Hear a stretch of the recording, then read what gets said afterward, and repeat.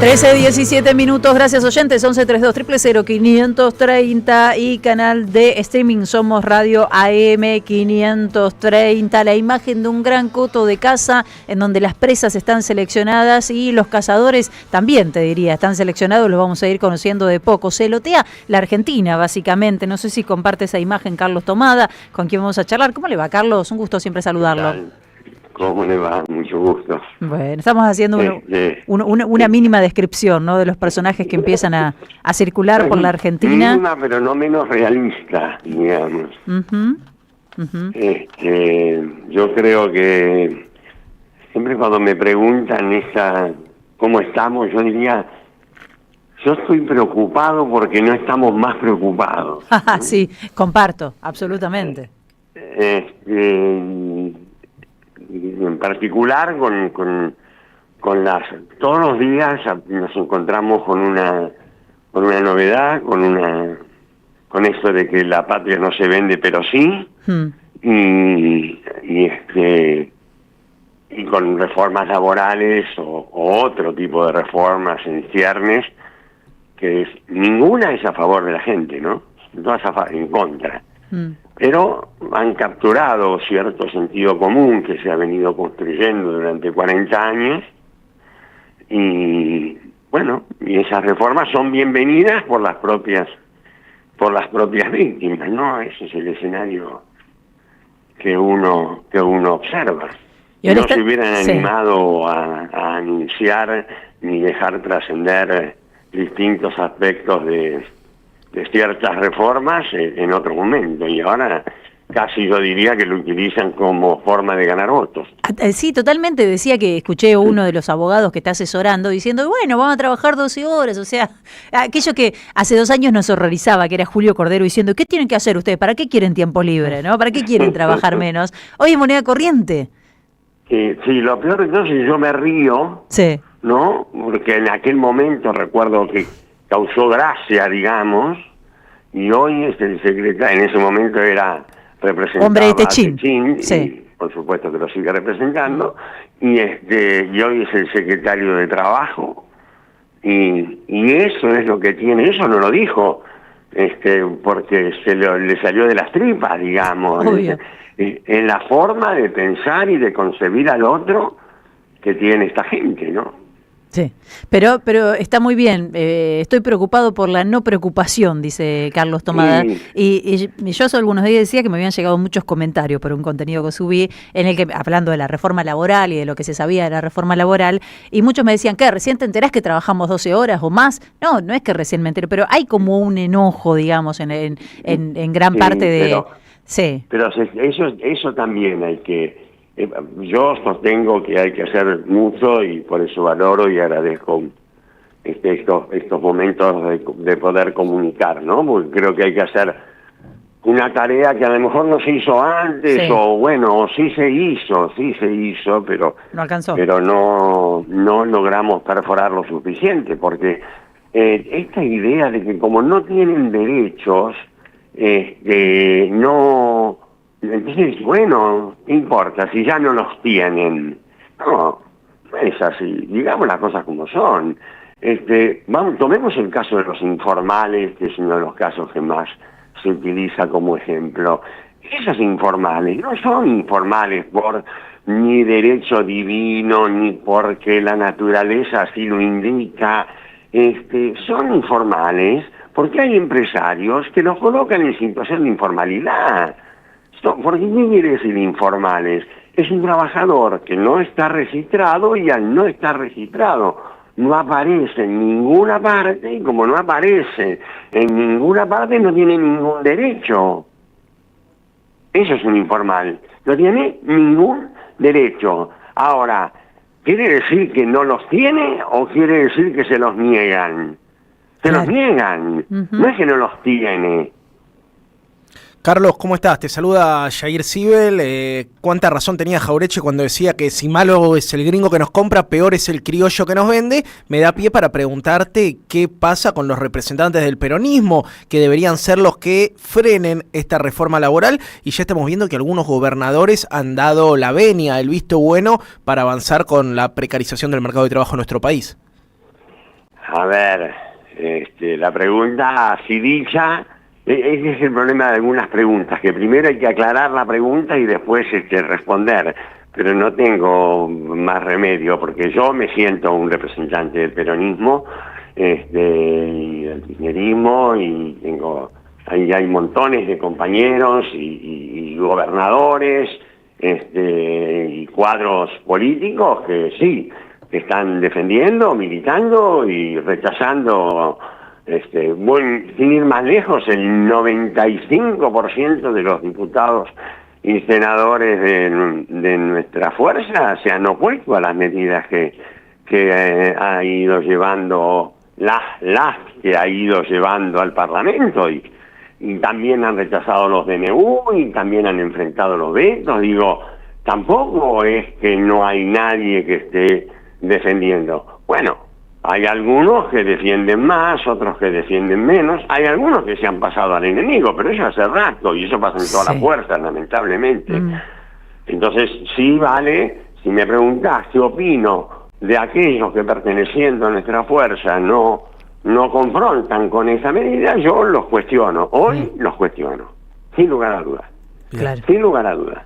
Y para abreviarte la segunda pregunta, se ha conformado una nueva CGT que tiene como mandato, se lo hayan dado o no se lo hayan dado, como mandato popular, confrontar con esta reforma laboral. Así tiene que empezar su gestión. ¿Sí? ¿Algo más? Bueno, ojalá, Carlos, ojalá, o sea, es lo que estamos esperando, ¿no? Porque también, no es solo la política, también son los representantes de los trabajadores los que tienen que... Pero tampoco es cierto que no se ha hecho nada. No, claro que no. Simplifiquemos. Yo me pregunto, bueno, ¿y qué? Si no los tuviéramos, si no hubiera sindicalismo, ¿ustedes creen que sería mejor? No, claro no. Por supuesto que no. ¿Acaso tenemos todo lo contrario? Yo te voy a decir una cosa. Sí. Tengo que reconocer que me hubiera gustado, por ejemplo, que hubieran sido más proactivos en un determinado momento. Pero, a ver, los que pararon el capítulo 4 del DNU 70 no fueron ni los abogados, ni los economistas, ni los escribanos, fue la CGT, ¿sí?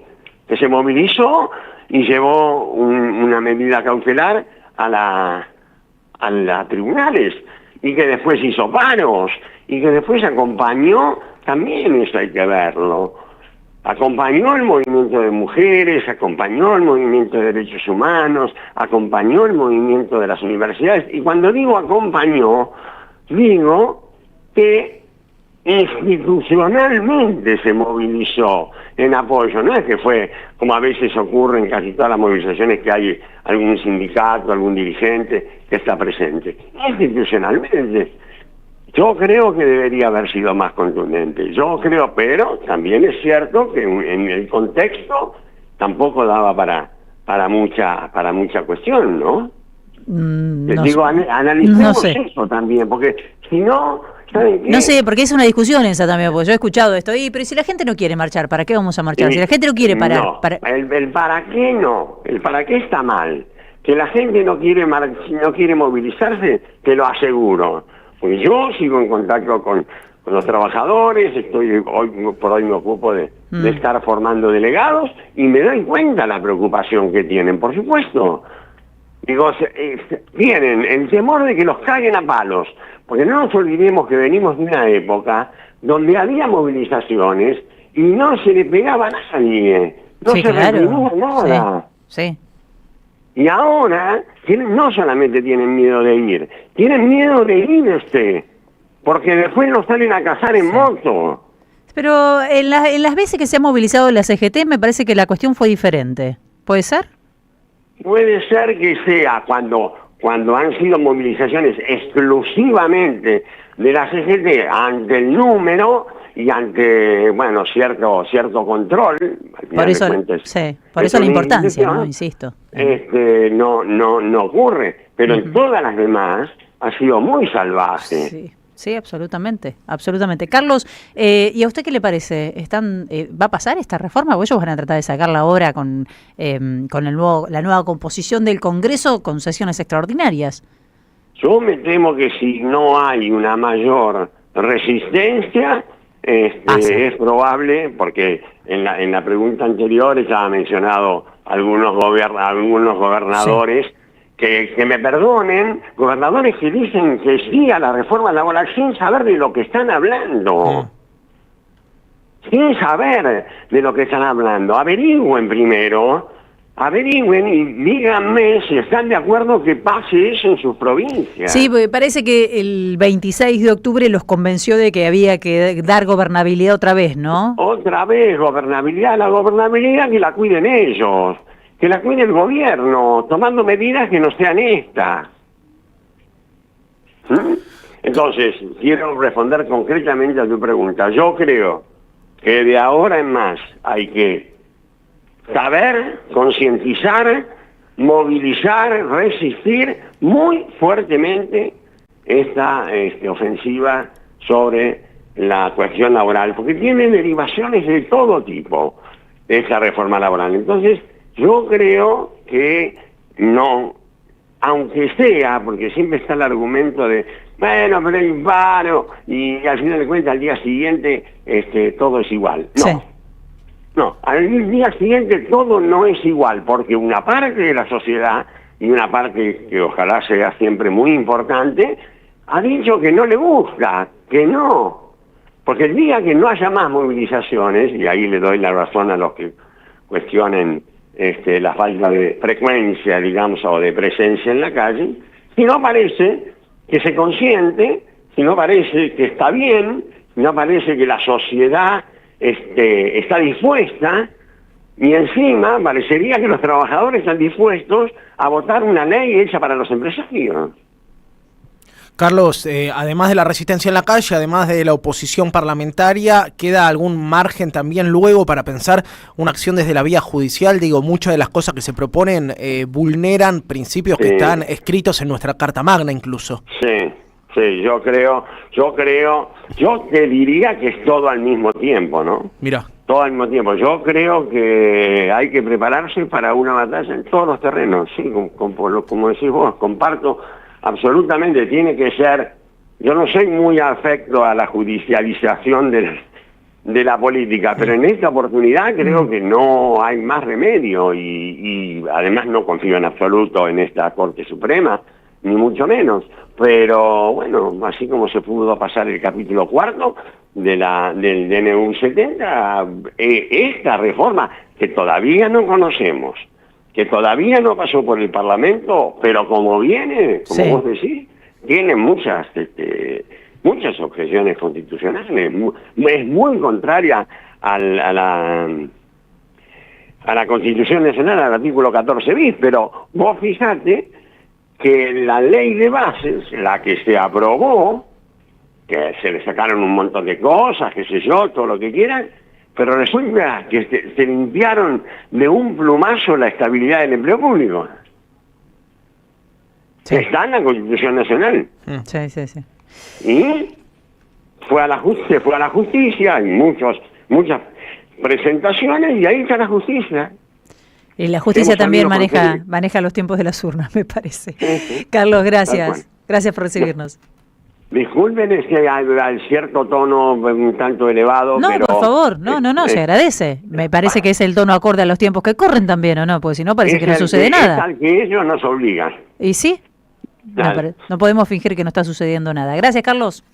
Un abrazo. Hasta luego. Estamos escuchando a Carlos Tomada hablando de la reforma laboral y, bueno, de los actores, los protagonistas para empujarla y los que tienen que accionar para frenarla, para que eso no suceda, ¿no? Porque entendemos, si bien es cierto, no tenemos la letra, hay una que dicen, este va a ser el modelo, etcétera. Ellos se anticipan y te dicen lo que del banco de horas, las indemnizaciones, el tema del salario dinámico, bueno, todo esto que ya tenemos dando vuelta, sobre la cantidad de horas de trabajo, etcétera. Ya sabés por dónde va, ya sabés quién se lleva puesto tus derechos. Sí, además sumarle lo que dice Tomada, una resistencia múltiple, ¿no? En distintos ámbitos, en lo judicial, en lo parlamentario y en las calles, donde se va a jugar parte del futuro del laburo en este país. Pero para eso hay que entender de qué se trata, básicamente. Hay que explicar, me parece, con claridad de qué se trata, hay que comprender de qué se trata. Vamos a la tanda, 13:32 minutos, entramos a la última media hora de programa, quédate.